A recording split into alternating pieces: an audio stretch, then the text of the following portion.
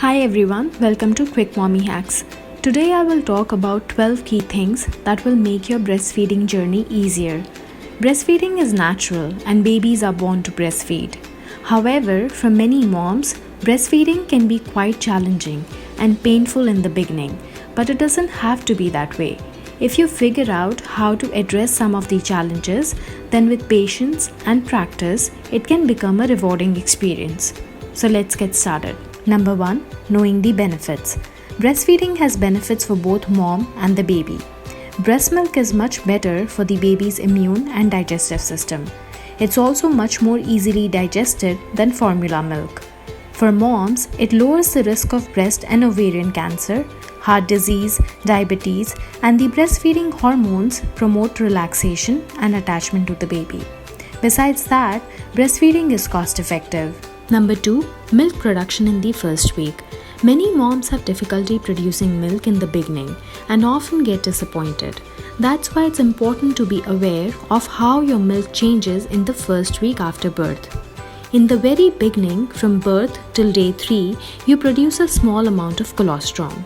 It's the thick, golden colored first milk that is produced. As you keep nursing, from day 3 to 5, you produce transition milk, which is a mixture of colostrum and mature milk, and the quantity is more than the colostrum. Finally, from day 5 to 7, you produce a larger volume of mature milk, which is thinner and whitish in color. The cycle of producing milk relies heavily on how much milk your baby removes from your breast. The more milk your baby removes, the more you produce, so keep nursing. Number 3. Breastfeeding positions. There are a number of positions in which you can breastfeed, and you should choose whichever position is comfortable for you and for the baby to latch on. You could try a cross cradle, which is great for newborns and give moms more control of the baby's neck and head, or a football position, which is good for moms with multiples or C-section. You could also try a laid back position, which is good for getting the baby to open wider, or a cradle position, which is great for older babies. Another good position to try is a sideline position, which allows moms to rest while feeding the baby. It's a good position for babies with a better head and neck control. Number 4. An effective and deep latch. Similar to choosing a comfortable breastfeeding position, it's also important to ensure that the baby is latching on properly. An ineffective and shallow latch can cause the nipples to sore and make it very painful. On the other hand, an effective and deep latch ensures that the baby is sucking properly and you're also able to avoid pain due to sore nipples. Once the baby latches effectively, she will suck rapidly, make a swallowing sound, her jaw will move, and you won't experience any pain or discomfort.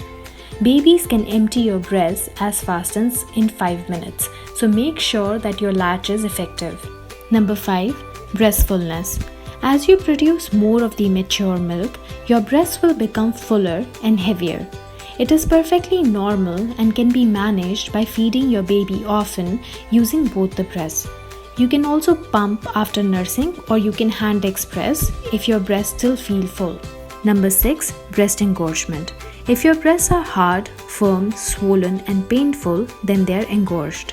Besides being painful to you, it also prevents your baby from latching on effectively. Usually engorgement happens when you don't pump or nurse often. To prevent engorgement, you should nurse frequently and wear a supportive bra all the time. If the baby can't latch on, then you should hand express or pump the milk. To reduce swelling, apply cold compress to the breast. You could also apply warm compress or take a warm shower and massage your breast to release the milk. Number 7. Blocked ducts and mastitis.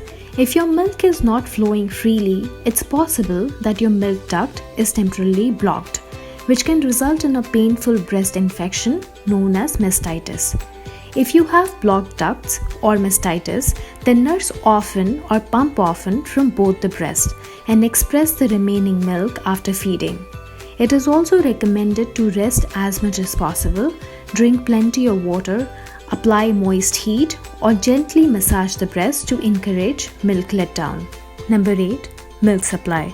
Usually milk supply is established in the first 3 weeks, so be patient and breastfeed, pump or hand express frequently, every 2 to 3 hours in the beginning.